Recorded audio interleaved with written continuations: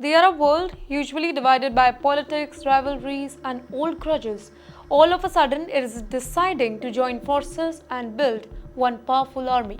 Well, that's the idea now being pushed by Egypt's president Abdel Fattah Al-Sisi. A plan that sounds like a NATO one, right?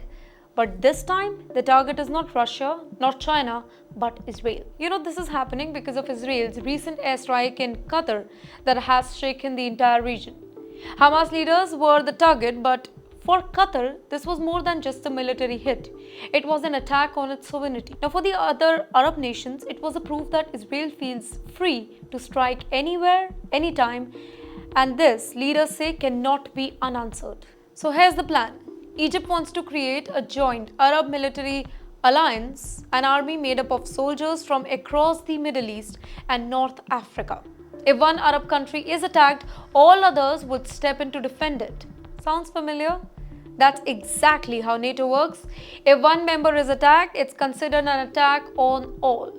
Reports say that Egypt is willing to put about 20,000 troops on the table right away. Talks are happening between Saudi Arabia, Morocco, and among others too. The idea is not just symbolic. It is to create a credible deterrent, something that would make Israel think twice before expanding its strikes beyond Gaza. Now let's zoom out. This is not the very first time such an attack has been floated. Back in the 1950s and 1960s too, Arab leaders tried to form joint military pacts against Israel. Most of them collapsed because of infighting, lack of trust, outside pressure, even during the Arab Spring, and after that, attempts to create a united Arab forces all fell.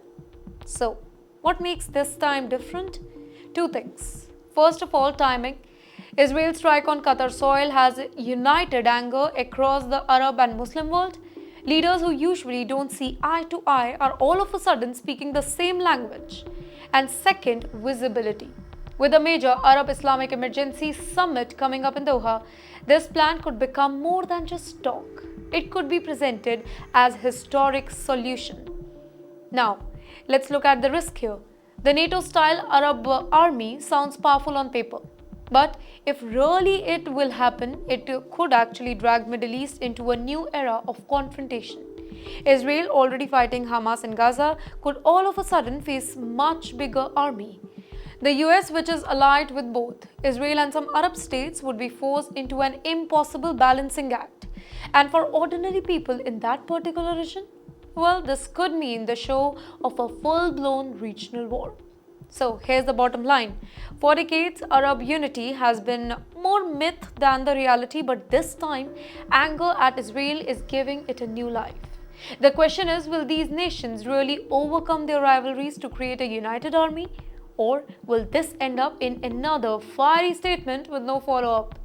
If they succeed, then the Middle East may be on the edge of a military alliance not seen since NATO's birth in 1949. The world is watching. Is this the birth of an Arab NATO or just another illusion of unity?